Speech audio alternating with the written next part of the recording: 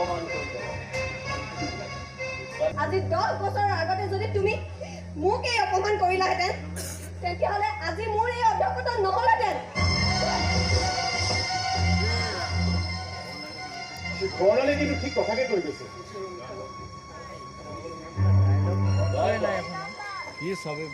তুমি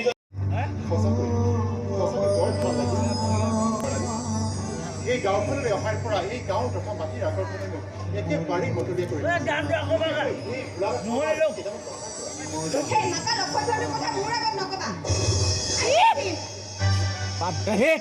বৰ্ণালী যদি তুমি মোৰ মন পাবলৈ বিচৰা তেন্তে সেই মাতা লক্ষ্যটোক তুমি ত্যাগ কৰিব লাগিব প্ৰাণে ঘিণ কৰোঁ ই একেবাৰে ক্ষমাৰ যোগ্য নহয়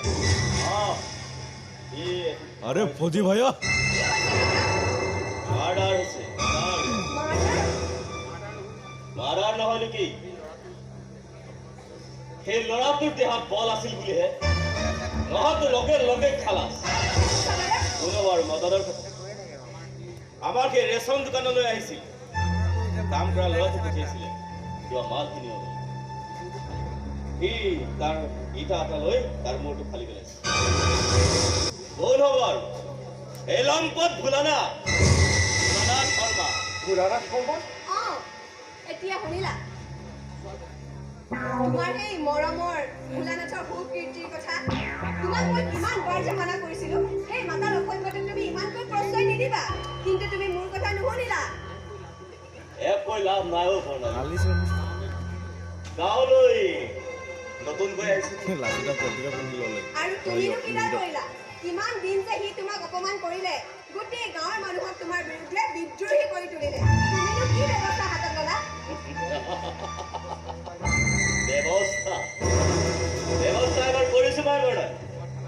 মই থানাত খবৰ দি আহিছো আপুনি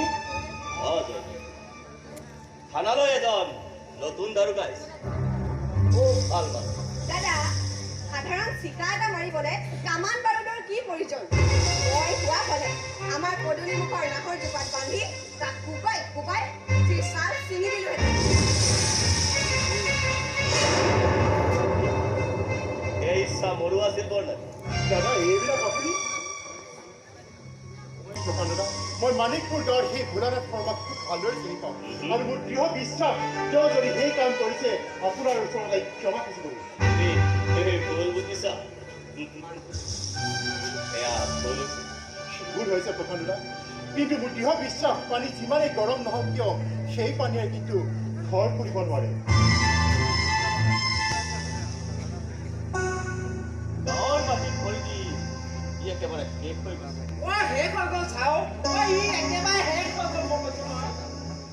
আচ্ছা যেনে তেনে কামটো কৰিবই লাগিব আৰু এটা কাম কৰ এতিয়া কওঁ তই দাৰোগাক কি বুলি কয় এই নহয় ছাৰ মই ক'ম দাৰোগা বাবু দাৰোগা বাবু মদনে দোকানৰ মাল অলপ কমকৈ দিয়া তাৰ মূৰটো খালি পেলাওঁ